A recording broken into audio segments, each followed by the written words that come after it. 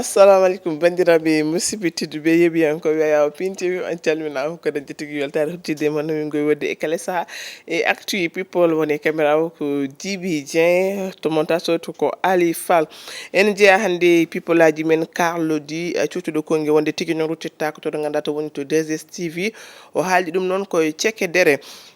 ɓen ɓe ganduɗa noon yeehino ƴeewoyde Ousmane Sonko ɓe kolliti tigui noon omo selli omo e jaam omo ñaama omo yara mamin gartan mon hen public Fally Ipupa noon beltaki hay saaha goto e Aya Nakamura mamin gartan mon e holko saabi ɗum joni joni wonata e people aji goɗɗi tigi Djiby Dieng omo ganduɗa noon ni oustaz Omar Sall caggal noon ko dumbano saabi ɗum noon ko ganduɗa ko woni plainte mo collectif international des talibé cheikh mbaɗi fewde makko tumima noon ko ganduɗa ko woni jalkidde tarihi o ko ganduɗa ko woni hadratul juma batteɗo hay ganduɗa ko woni wasifa saabi tigui noon o jagga konko noon oustaz Omar Sall ɓe kolti noon kamɓe collectif international des talibé cheikh mbaɗi retiré ko ganduɗa ko woni plainte mabɓe ɗum noon ko caggal noon médiation kewɗo noon fewde mabɓe ha saabi tigui noon ɓe mbaɗi noon retiré plainte o kono noon o saaha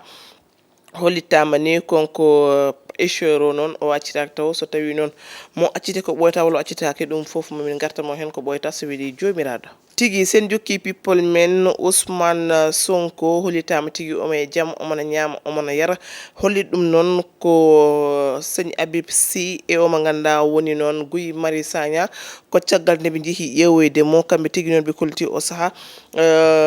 omo ganduɗa woni Ousmane Sonko no ñaama no yara no winde kono kadi noon mbaɗa noon no waɗi recevoir ko ganduɗa ko woni yimɓe makko e dow ɗum noon siftinde bandiraɓe wonde ko caggal noon no wato to ganduɗa to woni to prison mo Cap Manuel caggal lebbi to wonnoto to ganduɗa to woni to pavillon spécial mo hôpital principal saabino ɗum noon ko grève de la faim mo wonno tampinimo hawo nawa toon woni toon lebbi o nawama o saaha toon ganduɗa to woni to prison mo Cap Manuel ko toon tigui ɓe tawimo konko ni Ousmane Sonko noon omo tottide ko ganduɗa ko woni message ji wiide noon yidɓe makko e rewɓe makko ɓe hoore ɓe jabto provocation ngaji ɗi yooɓe liggo tigui sen jokki people aji men ko Carlo D artiste keppinaɗo no fewi e nder leydi Sénégal konko tigui noon yano to émission 2STV mo ganduɗa ko after plus wiyete wondude noon DJ Raho e animateur uji goɗɗi noon e comédien goɗɗi ganduɗa aɓene e plateau konko noon caggal fin émission konko Carlo D noon tigui noon omo ganduɗa noon woni DJ Raho namdimo mbiyate ma artu émission o wi je reviendrai jamais ici o namdimo holko saabi ɗum e wiide noon Carlo D wimo noon ta façon d'accueillir tes invités et ta façon de communiquer avec tes invités ɗum woni ko welanimo ha joni e konngui Carlo D e wiide makko noon la communication peut aider comme peut tuer ɗum tigui noon konko Carlo D o holliti e wiide noon ene wayno noon omo yinno noon quelqu'un de taille woni noon bawɗo ko watta ko e yesso makko kono o yiyani ɗum tigui e noon omo ganduɗa noon woni DJ Raho e nder fin émission o ni yiyama animatrice goɗɗo to 2STV no holto wonde tigui yo émission coupé ɗum noon woni noon konngui ɗi ganduɗa welani hewɓe ɓe mbi noon badono Carlo D so tawi waɗama invité wonande internet uji no foti tottede respect kono kadi no foti tottede hurum kono no foti tottede kadi tamum ha timma kadi ko heewi haala e makko ni tawno ko waɗini musique Sénégal ko no yaaji e dow ɗum noon Raho noon kañum